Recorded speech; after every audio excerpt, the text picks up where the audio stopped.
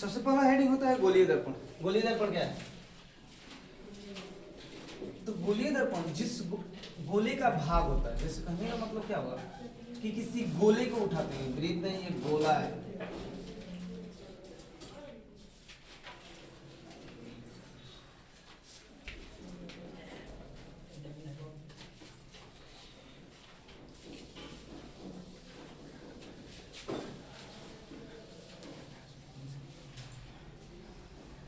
अगर दर्पण की बात करते हैं तो दर्पण वो पृष्ठ होता है, वही पारदर्शी सतह होता है जिसका एक भाग जो होता है वो कलई किया जाता है। किस चीज से कलई किया जाता है? चांदी से कलई किया जाता है, जिससे एक पृष्ठ प्रकाश की किरणें क्या होती है? परिवर्तित होती है। तो दर्पण जिस गोले का भाग होता है उसे हम क्या कहते हैं? गोलीय दर्पण कहते हैं। चूंकि गोले का तात्पर्य इस चीज से है कि कोई वृत्त नहीं जबकि गोला हो, ये इसका मतलब है। यानी ये भाग जो है वो क्या है? एक गोला है। अगर हम इसके कुछ अंश को काटते हैं यहां से, तो ये भाग कुछ ऐसा होगा, इस तरह से होगा।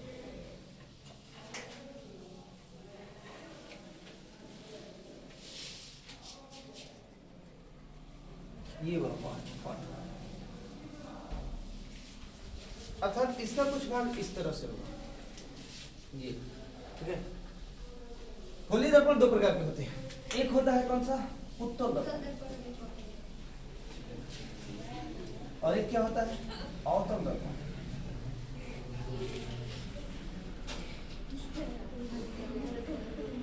कनकेव और कन्वेक्स।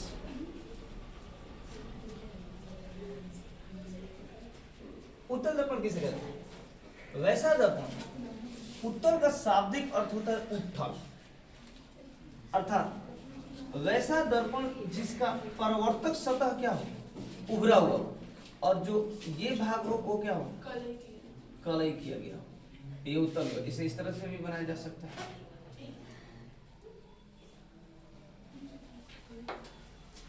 ये है इसका परावर्तक सतह, जिस तो प्रकाश की किरणें आने के बाद क्या होती है? परिवर्तित हो जाती है।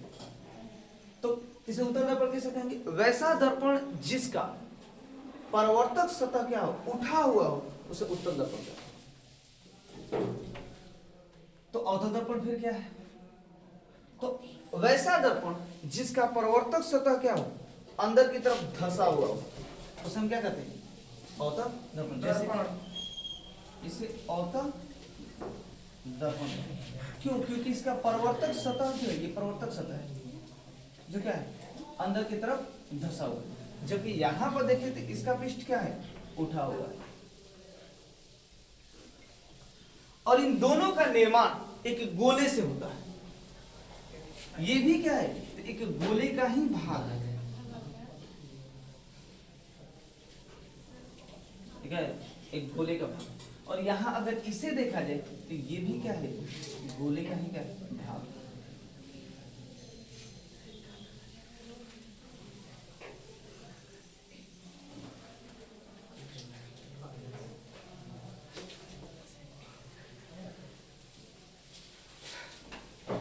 इन गोलीय दर्पणों की अपनी एक त्रिज्या होती है। ये चूंकि गोले के फॉर्म में है तो इनका अपना एक परिधि भी होगा, इसका एक मुख्य अक्ष होगा, इसकी वक्रता केंद्र होंगी, उस सब के बारे में जानते हैं।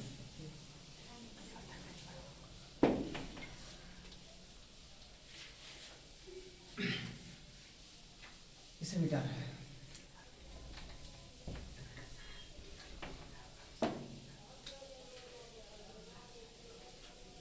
अगर इसे मान ले कि गोलीय दर्पण है और ये कौन सा दर्पण है?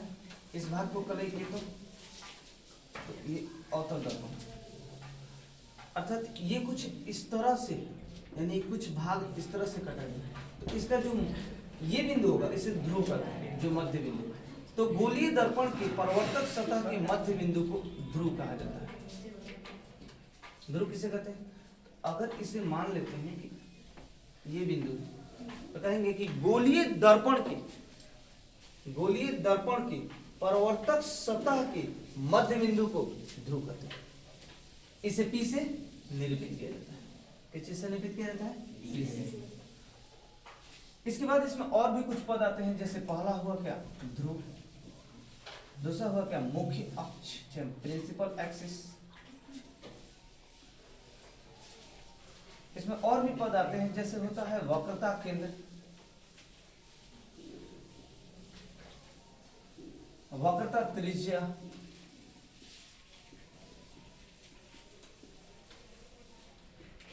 वक्रता त्रिज्या। तो अब इसमें सबसे पहले देखते हैं कि वक्रता केंद्र क्या है। इसे मान लेते हैं ये सी, ये वक्रता। तो अगर हम इसे एक गोले का भाग माने तो कहेंगे कि गोलीय दर्पण जिस गोले का भाग होता है, किसी न किसी गोले का भाग है, उसका जो केंद्र बिंदु होगा, उसी केंद्र बिंदु को नाम देते हैं हम वक्रता केंद्र। वक्रता केंद्र क्या कहेंगे? गोलीय दर्पण जिस गोले का भाग होता है, उसके केंद्र को वक्रता केंद्र कहते हैं। इसमें आता है इसका क्या? इसे सी से इंडिकेट किया जाता है और इसे कैपिटल आर या स्मॉल आर से निरूपित किया जाता है। इसमें एक पॉइंट और आता है जो इसका मिड पॉइंट को इंडिकेट करता है। इसे क्या कहते हैं? इसे कहते हैं फोकस, मुख्य फोकस। इसे दो तरह से परिभाषित कर सकते हैं। एक तो कह सकते हैं कि वक्रता त्रिज्या के आधा को फोकस करते हैं। एक बराबर कितना होता है? r/2, यानी यहां से यहां तक की दूरी एक कहलाती है, यानी कि मुख्य फोकस। पहला कह सकते हैं कि वक्रता त्रिज्या के आधा को क्या कहते हैं? मुख्य फोकस करते हैं। और दूसरा चीज ये कह सकते हैं कि अगर किसी गोलीय दर्पण, चाहे अवतल है या उत्तल, कि मुख्य अक्ष के समानांतर आने वाली प्रकाश की किरण, मुख्य अक्ष के समानांतर आने वाली प्रकाश की किरण गोलीय दर्पण से परिवर्तन के बाद कैसे कहेंगे? मुख्य अक्ष के समानांतर, ये भी समानांतर है,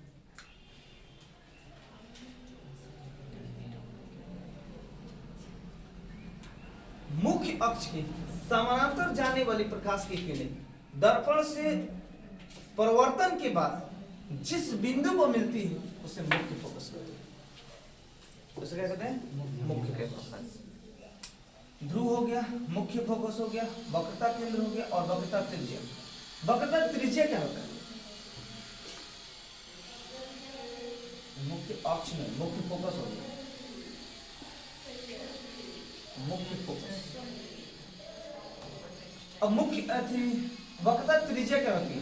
तो वक्रता केंद्र और ध्रुव को मिलाने वाली जो रेखा होती है उसी को क्या कहते हैं? वक्रता त्रिज्या।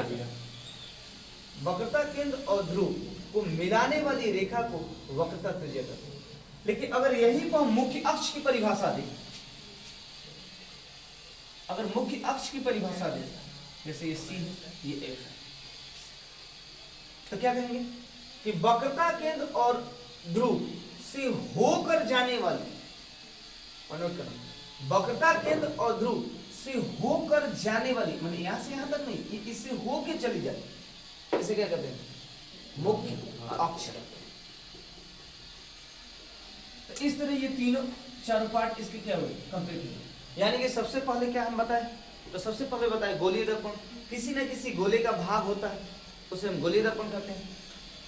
गोलीय दर्पण जो होता है वो दो तरह का होता है, एक होता है उत्तल दर्पण और एक होता है अवतल दर्पण। वैसा दर्पण जिसका परावर्तक सतह जो होता है वो उठा हुआ होता है या उभरा होता है, उसे उत्तल दर्पण कहते हैं। लेकिन जबकि वैसा दर्पण जिसका परावर्तक सतह क्या हो, अंदर की तरफ धंसा होता है, उसे क्या कहते हैं? अवतल दर्पण कहते हैं। इसके कुछ पार्ट आते हैं। पहला होता है ध्रुव।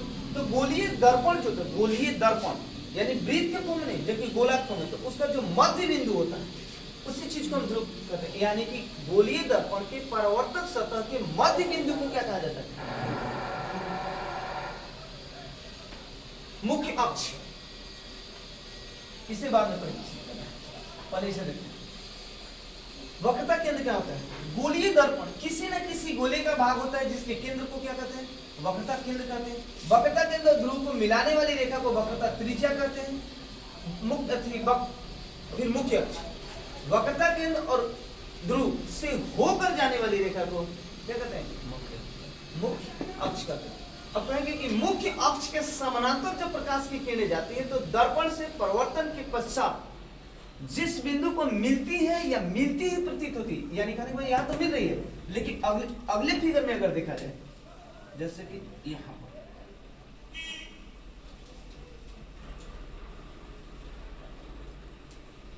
ये मुख्य अक्ष हुआ, इसके समानांतर ये किरणें जा रही है, लेकिन इसके पृष्ठ पर पड़ने के बाद क्या हो रही है? ये परिवर्तित होकर इस दिशा में निर्गत हो जा रही है। मान लेते हैं कि ये ए से ई पर गई, नहीं कुछ मान लो ये पी है और यहाँ पे क्या कर रहा है?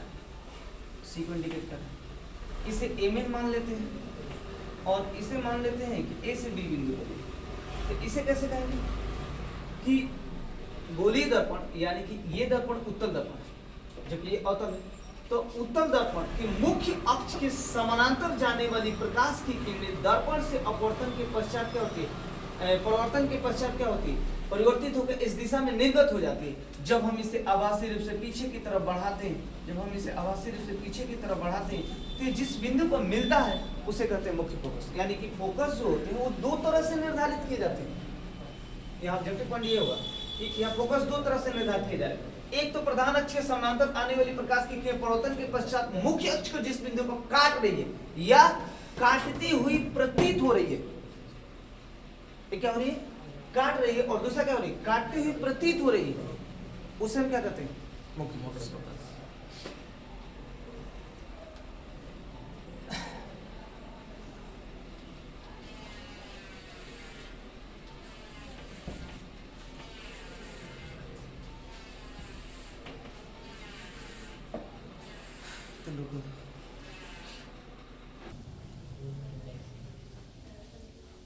द्वारक, द्वारक क्या है? अगर ये एक गोलीय दर्पण हुआ,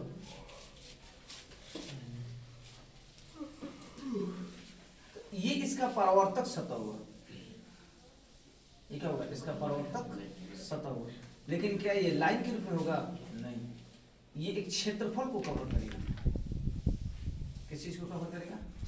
क्षेत्रफल को। अर्थात अगर हम इसे दर्पण मान रहे हैं तो ये वाला भाग, न कि इसको मिला के बोलना, ठीक है?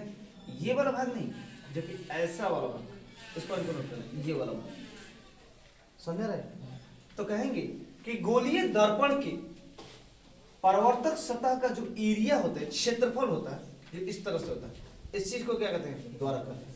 अगर ऐसे लोगे तो क्षेत्रफल बढ़ जाता है, जबकि ऐसे लेने पर चूंकि ये इस तरह से है ना, तो ये क्या होगा? यहाँ पर क्षेत्रफल कम होगा। तो यहाँ कह सकते हैं कि गोलीय दर्पण के परावर्तक सतह के क्षेत्रफल को हम क्या कहते हैं? द्वारक कहते हैं। यही हुआ इसके परावर्तक सतह का क्षेत्रफल, ठीक है? इसी चीज को हम क्या कहते हैं? द्वारक। इसमें आता है मुख्य फोकस। ये मुख्य फोकस क्या होता है? अगला हेडिंग, मुख्य फोकस। मुख्य फोकस किसे कहते हैं? तो जब भी किसी गोलीय दर्पण के मुख्य अक्ष के समानांतर प्रकाश की किरणें जाती हैं तो परावर्तन के पश्चात जिस बिंदु पर मिलती है, परावर्तन के पश्चात जिस बिंदु पर मिलती है, या हम इसे इस प्रकार भी कह सकते हैं कि अगर ये दर्पण कच्ची है तो उत्तल है, तो मुख्य अक्ष के समानांतर ही किरणें जा रही है, तो ये परिवर्तित हो जा रही है। ये क्या हो रही है? परिवर्तित हो जा रही है। लेकिन आभासी रूप से इसे पीछे बढ़ाने पर ये किसी बिंदु पर मिलती है, और ये जिस बिंदु पर मिलती है वही इसका क्या कहलाता है? मुख्य फोकस कहलाता है। इसे कैसे कहेंगे? तो कहेंगे कि मुख्य अक्ष के समानांतर जाने वाली प्रकाश की किरणें परिवर्तन के पश्चात जिस बिंदु पर मिलती है या मिलती हुई प्रतीत होती है, उस बिंदु को क्या कहते हैं? मुख्य फोकस कहते हैं। यहीं से फोकस दूरी की भी परिभाषा निकल जाती है। अगर ये इसका ध्रुव P है और ये फोकस F है, तो ध्रुव और फोकस के बीच की दूरी को क्या कहते हैं? फोकस दूरी कर रहे हैं। इस तरह हम क्या करते हैं? तो फोकस दूरी को दर्शाते हैं। जिसे इस फोकस दूरी को हम लोग फोकसांतर भी कहते हैं। क्या कहते हैं? फोकसांतर। इसे क्या कहा जाता है? फोकसांतर भी कहा जाता है। अब हम लोग पढ़ने वाले आवर्धन। आवर्धन क्या है?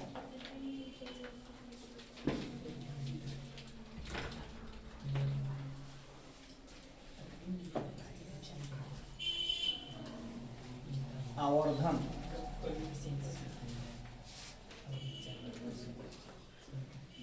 तो जनरली अगर हम मैग्निफिकेशन लिखना चाहते हैं यानी आवर्धन, तो आवर्धन बराबर होता है प्रतिबिंब की ऊंचाई, प्रतिबिंब की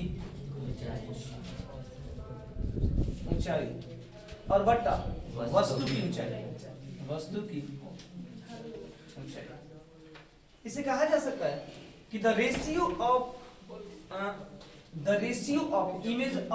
image height and object height is called magnification। अर्थात किसी प्रतिबिंब की ऊंचाई और वस्तु की ऊंचाई के अनुपात को क्या कहते हैं? आवर्धन कहते हैं। किसी भी दर्पण में किसी वस्तु के प्रतिबिंब की ऊंचाई और वस्तु की ऊंचाई के अनुपात को क्या कहा जाता है? आवर्धन कहा जाता है। इसे स्मॉल m से सूचित किया जाता है। अगर प्रतिबिंब की ऊंचाई को हम h डैश से इंडिकेट करें और वस्तु की ऊंचाई को यदि s से इंडिकेट करें तो यही क्या होता है? आवर्धन कहलाता है। अब आवर्धन जो होते हैं वो चार प्रकार के होते हैं। पहला क्या होता है? शेप एंड साइज, आकार एवं आकृति आवर्धन।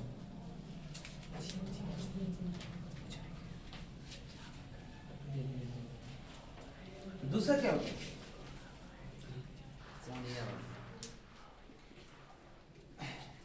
कोणीय आवर्धन। तीसरा होता है क्षेत्रफल आवर्धन और एक होता है एक्सिस यानी कि अक्षीय आवर्धन। अक्षीय आवर्धन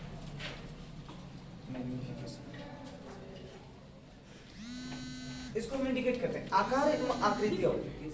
सबसे पहले हम अक्षीय को निर्धारित करें। चलो अगर यहां पर एक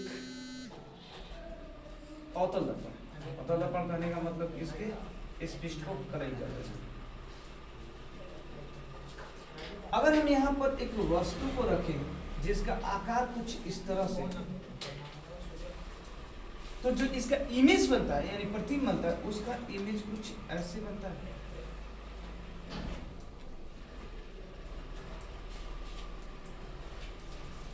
अगर ये समलंब की भांति है तो इसका इमेज भी क्या होता है? समलंब की तरह ही दिखता है। तो यहां कहा जा सकता है कि प्रतिबिंब के आकार या आकृति, ठीक है, प्रतिबिंब के आकार या आकृति तथा वस्तु के आकार या आकृति के अनुपात को क्या कहते हैं? आकार एवं आकृति आवर्धन करते हैं।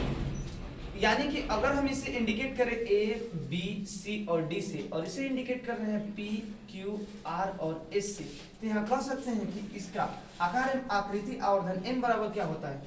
तो shape P, Q, R, S are divided by shape A, B, C, D। अब यहाँ पर ये चीज होता है कि इसके एरिया पर भी ये डिपेंड करता है या इसके आयतन पर भी डिपेंड कर सकता है, ठीक है। तो अगर एरिया पर डिपेंड करे तो उसे अक्षीय रूप में ले लेंगे, लेकिन ये आयतन पर भी डिपेंड कर सकते हैं। इसका वॉल्यूम क्या है? कहीं हम 3D वाली वस्तु को रख रहे हैं, यानी कि हम ये समलंब न रख के 3D वाली वस्तु को रख रहे हैं। एग्जाम्पल मान लीजिए कि इसी को रख रहे हैं, तो इसका जो इमेज यहाँ पर बना रहा है, हो सकता है यहाँ जाके छोटा या बड़ा, इधर आएगा तो बड़ा बनेगा, यहाँ छोटा बना सकता है। तो इस तरह का इमेज ये 3D में, क्योंकि इसमें लंबाई चौड़ाई और ऊंचाई सब है, तो ऐसे जब आने लगे तो और आकार और आकृति का, तो यहाँ वॉल्यूम को यूज करेंगे, यानी यहाँ पर आकार और आकृति के फॉर्म में क्या लिखेंगे? वॉल्यूम, आयतन, क्योंकि इसका जो शेप बनाएगा वो 3D में बनाएगा, इसलिए ऐसा करेंगे। और इसी चीज को क्या कहते हैं? आकार एवं आकृति आवर्धन। दूसरा चीज ये होता है, इसे मिटाना है,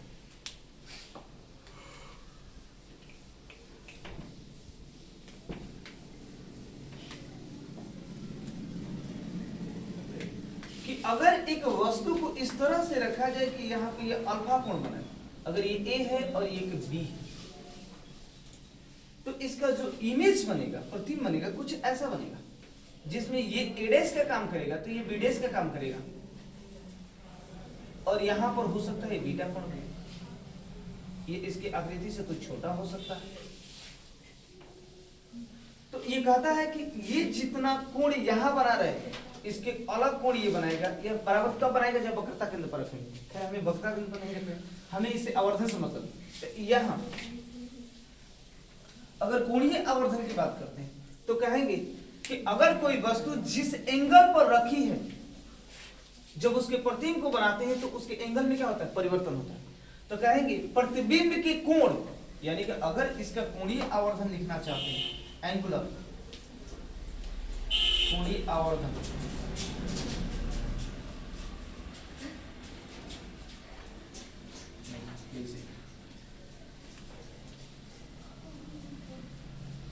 कोणीय आवर्धन लिखना चाहते हैं तो x अक्ष के साथ, या हम कह सकते हैं इसके मुख्य अक्ष के साथ, इसके मुख्य अक्ष के साथ प्रतिबिंब द्वारा बने कोण अर्थात बीटा, और इसके मुख्य अक्ष के साथ वस्तु द्वारा बने कोण अर्थात अल्फा, इन दोनों के रेशियो को क्या कहते हैं, कोणीय आवर्धन। अर्थात प्रतिबिंब के कोण और वस्तु के कोण के अनुपात को कोणीय आवर्धन कहा जाता है। अब आते हैं क्षेत्रफल आवर्धन। ये क्षेत्रफल आवर्धन क्या होता है? अगर हम यहां पर एक वस्तु को इस तरह से रखते हैं, एक वस्तु जिसका क्षेत्रफल a1 है, जिसका प्रतिबिंब यहां पर बन रहा है, और इसका क्षेत्रफल क्या है, a2 है, इसे कैसे कहेंगे? इसे कहेंगे कि किसी क्षेत्रफल युक्त वस्तु के प्रतिबिंब का क्षेत्रफल, किसी क्षेत्रफल युक्त वस्तु के प्रतिबिंब का क्षेत्रफल, किसी क्षेत्रफल युक्त वस्तु के प्रतिबिंब का क्षेत्रफल तथा वस्तु के क्षेत्रफल के अनुपात के वर्गमूल को, क्या कहा जाता है, क्षेत्रफल आवर्धन कहा जाता है। इसे लिखते हैं root under a2 divided by, इसे क्या कहा जाता है, क्षेत्रफल आवर्धन। फिर बताते हैं क्षेत्रफल आवर्धन क्या है, तो किसी वस्तु का दर्पण के सामने बने प्रतिबिंब का क्षेत्रफल और उस वस्तु के क्षेत्रफल के अनुपात के वर्गमूल को क्या कहा जाता है, क्षेत्रफल आवर्धन कहा जाता है। अब आता है अक्षीय आवर्धन।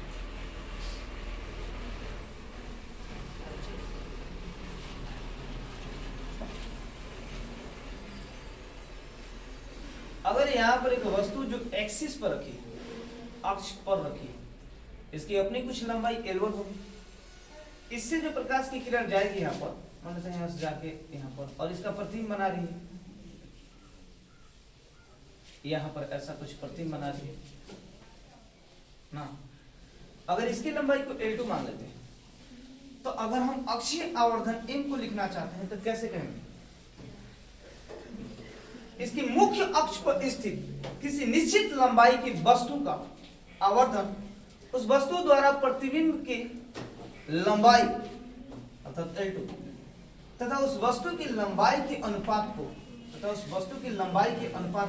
क्या कहते हैं, अक्षीय आवर्धन कहते हैं। मतलब कि वो एक अक्ष पर, इसके अक्ष पर होना चाहिए, माने मूल अक्ष पर, मूल या प्रधान अक्ष पर। तो कहा जाएगा क्या, प्रधान अक्ष पर स्थित किसी वस्तु के प्रतिबिंब की लंबाई और उस वस्तु की लंबाई के अनुपात को अक्षीय आवर्धन कहते हैं। कितना देर हुआ?